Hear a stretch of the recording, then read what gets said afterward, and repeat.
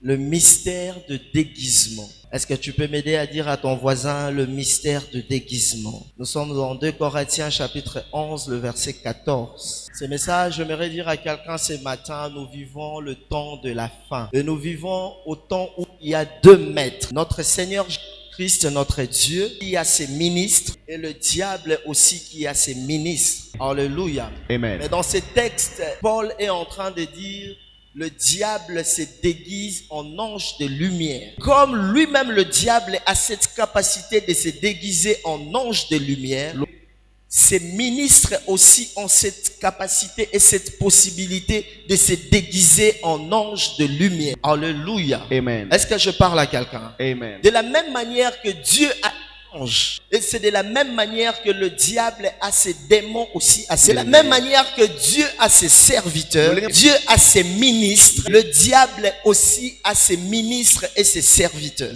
Mais le problème est à quel niveau? Le problème est au niveau où le ministre de l'ennemi, le diable, a la capacité de se déguiser en ange de lumière alors qu'il ne l'est pas. J'aimerais dire à quelqu'un ce matin, si le diable veut te faire du mal, l'ange du diable ne viendra pas avec des cornes à la tête. L'ange du diable ne va pas apparaître bizarrement comme un monstre. Il a cette capacité de se déguiser en ange de lumière. Il viendra à toi comme un serviteur de Dieu. Alléluia. Amen. Aujourd'hui, maintenant, c'est gênant qu'on t'appelle prophète par moment. Quand on t'appelle prophète, déjà, on a une image de toi. L'ange du ténèbre, se déguisant en ange de lumière, salit en discrédité le ministère prophétique. Mais le problème, quand il se déguise, tu ne sais pas savoir que lui, c'est un ange de l'ennemi. Comme je l'ai dit tout à l'heure, l'envoyé du diable ne viendra pas avec ses cornes. L'apparence peut te tromper. Mais c'est par deux œuvres qu'on comprend celui-ci est un ange de lumière ou l'ange de ténèbres. Par l'œuvre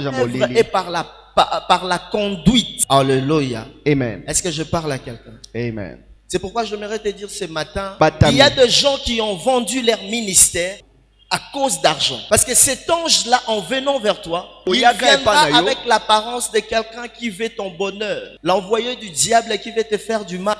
Il y a des gens, je disais tout à l'heure, qui ont vendu leur ministère, qui ont vendu l'œuvre de Dieu. À cause d'une dîme, à cause d'un soutien, ces gens-là viendront. Nous allons recevoir ces gens. Nous allons recevoir de l'argent venant de partout.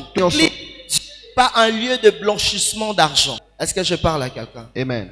Je l'ai dit autrefois, nous avons besoin d'argent, mais on n'est pas prêt à tout pour avoir cet argent. Est-ce que je parle à quelqu'un? Amen. Nous voulons cet argent. Nous voulons bâtir pour Dieu. Cet argent que nous voulons, comme sont des politiciens qui ont acheté des églises au prix d'argent. Il y a un moment où il y avait des hommes de Dieu qui faisaient des bruits à la télé pour dire que nous tous on allait quelque part recevoir l'argent. En recevant cet argent, tu ne sais plus dire non quand il faut dire non. Tu ne sais plus dire oui quand il faut dire oui. Parce que c'est une forme de corruption. Nous sommes en train de recevoir, mes bien-aimés dans le Seigneur, fais attention à ce que tu reçois. L'ange de l'ennemi ne viendra pas avec des cornes. Celui qui viendra détruire ta famille ne viendra pas avec des cornes ou avec un épée disant que je viens détruire ta famille. Celui qui vient déstabiliser tes affaires ne viendra pas comme un saint homme. Non, je disais, il ne viendra pas comme un démon. Il viendra comme quelqu'un qui veut t'aider. Mais les enfants de Dieu d'aujourd'hui, pressés à chercher le don de la prophétie, à chercher le don de miracle. Mais peu des enfants de Dieu cherchent le don de discernement des esprits.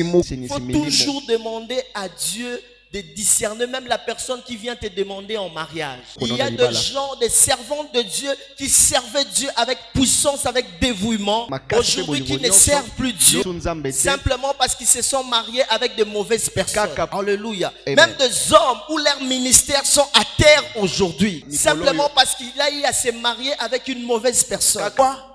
Parce qu'il est tombé dans le piège de déguisement. La femme s'était déguisée. Il y a des gens, des femmes, quand vous êtes à l'église, elle est toujours saisie par l'esprit. Elle prie toujours en langue. Pas mauvais. Mais il y a des gens qui cachent leur mauvais comportement derrière le parler en langue. Est-ce que je parle à quelqu'un? Amen. Il y a des gens qui cachent leurs défauts. Parce que l'église de Dieu aujourd'hui est infiltrée. Les féticheurs, tu ne trouveras plus des endroits où il est écrit ici féticheur. Ici, il n'y a plus. On écrit juste voyant prophète.